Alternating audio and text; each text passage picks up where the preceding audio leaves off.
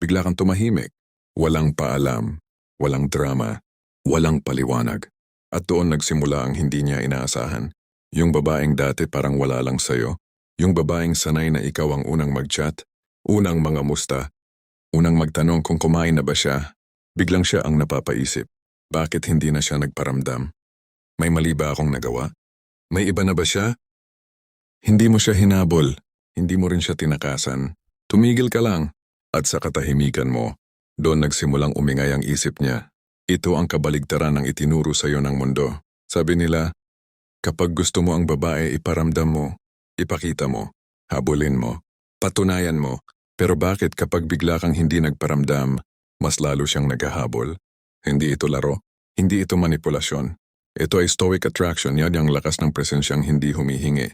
Aminin natin, masakit maging lalaki na laging present pero parang invisible. Yung nandyan ka palagi, pero parang kulang pa rin. Ikaw yung laging available.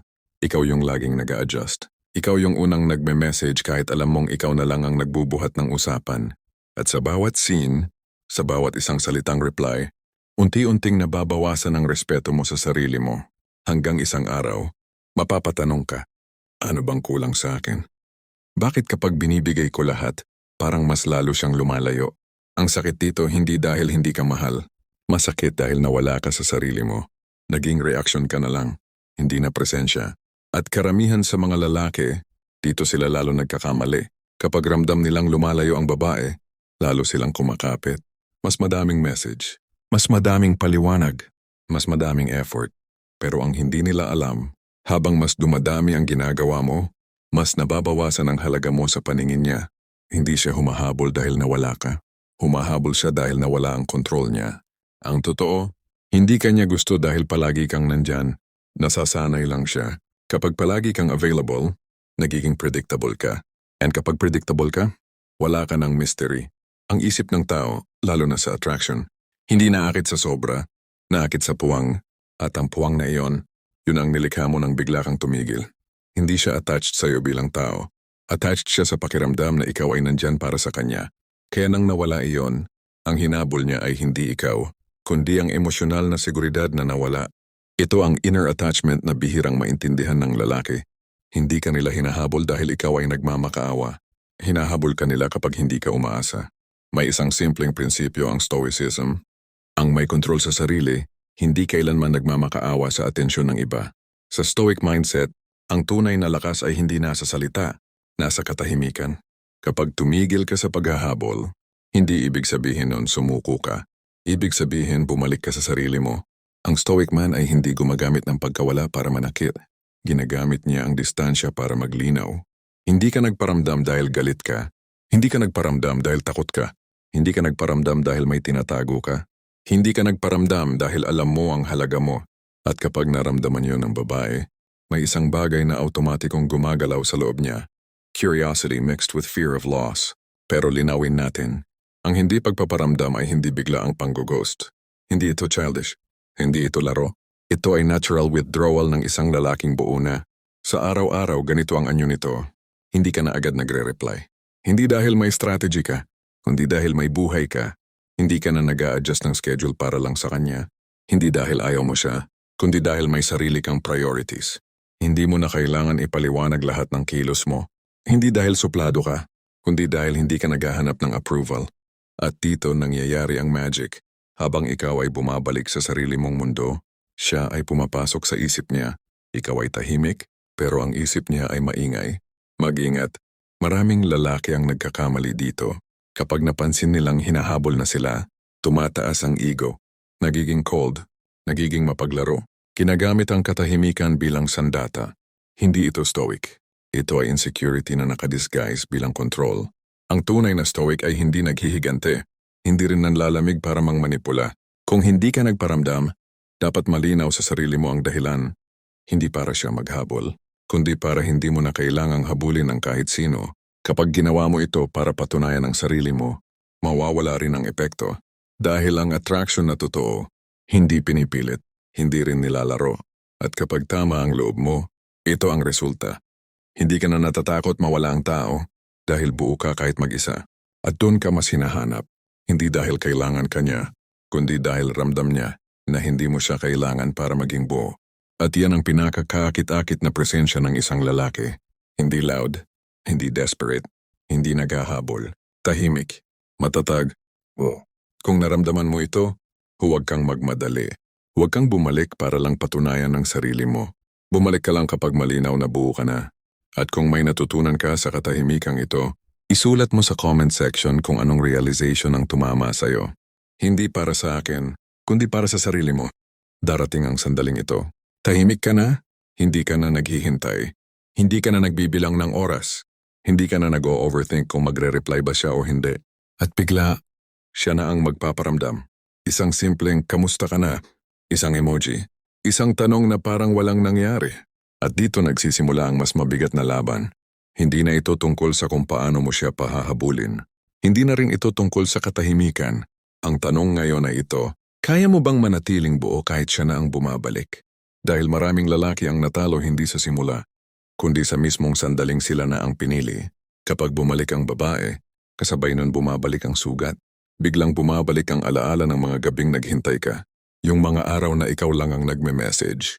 Yung pakiramdam na parang ikaw lang ang may pakialam. At kahit tahimik ka na, may boses sa loob mo na nagsasabing, paano kung mawala ulit siya?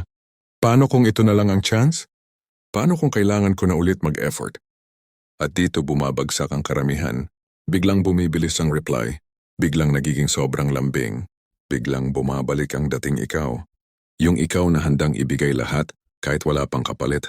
At sa bawat mabilis na reply, sa bawat sobrang pagpaparamdam, unti-unti mong binubura ang lalaking binuo mo habang tahimik ka. Mas masakit pa sa muling paglayo ng babae, ang paglayo mo ulit sa sarili mo. Unawain mo ito. Kapag bumalik ang babae, hindi dahil bigla kang naging perfect. Bumalik siya dahil nawala ang emotional na control niya. Nasira ang pattern, nasira ang expectation, nasira ang idea na ikaw ay laging nandyan. At sa psychology ng attraction, ang pagkawala ng control ay nagiging curiosity. At ang curiosity nagiging attachment, pero ang attachment na ito ay marupok. Hindi ito attachment sa pagmamahal. Ito ay attachment sa pakiramdam. Pakiramdam na hindi kanya hawak. Pakiramdam na maaari kanyang mawala. Pakiramdam na hindi siya ang sentro ng mundo mo. At ang pinakamalaking pagkakamali ng lalaki, sinusubukan niyang gawing permanent ang attachment na pansamantala. Kapag sinalubong mo ito ng sobrang emosyon, binibigay mo agad ang sagot sa tanong na bumabagabag sa kanya. At kapag nasagot na ang tanong, nawawala ang dahilan para maghanap pa siya. May tahimik na aral ang stoicism na bihirang maunawaan. Hindi ka bumabalik sa isang tao para punan ng kulang sa'yo. Ang stoic man ay hindi tumatakas sa koneksyon. Hindi rin siya nagmamadali pumasok dito. Naroon siya, present, pero hindi umaasa. Hindi niya binabago ang ritmo ng buhay niya. Dahil lang may bumalik, may direksyon siya bago pa dumating ang babae. At hindi iyon nawawala kahit bumalik pa ito. At dahil dito, ang babae ay nakakaramdam ng dalawang bagay.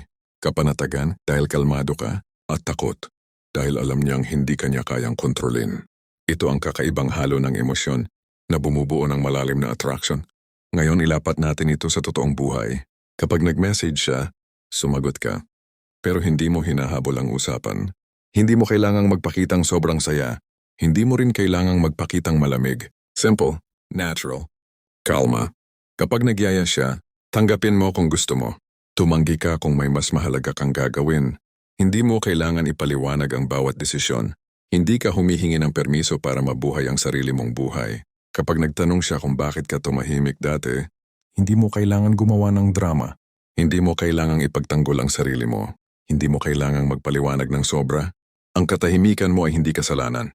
Ito ay pagpili. At sa bawat pagkakataong hindi ka nag-o-over-explain, isang malinaw na mensahe ang lumalabas. May mundo ako bago ka dumating. At may mundo pa rin ako ngayon. Ngunit mag-ingat, kapag naramdaman mong siya na ang naghahabol, madaling tumaas ang ego. Madaling isipin na ikaw na ang mas lamang. Na ikaw na ang may hawak ng sitwasyon. At dito nagiging mapanganib ang laro.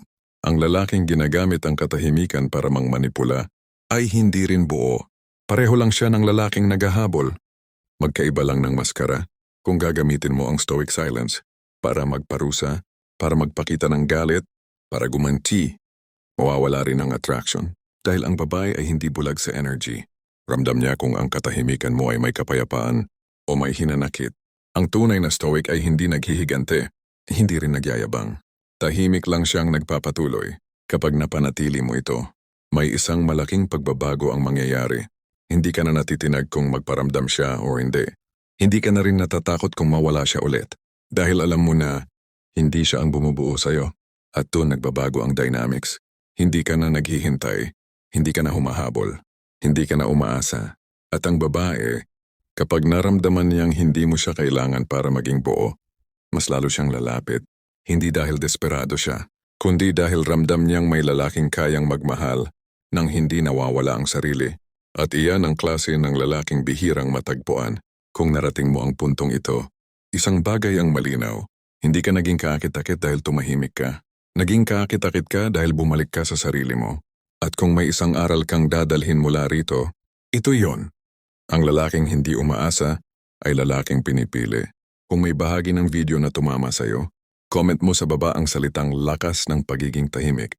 Hindi para sa validation, kundi para ipaalala sa sarili mo na kaya mong manatiling buo. Kahit may mahal ka, manatili kang kalmado, manatili kang matatag, at huwag mong ipagpalit ang sarili mo kahit kanino.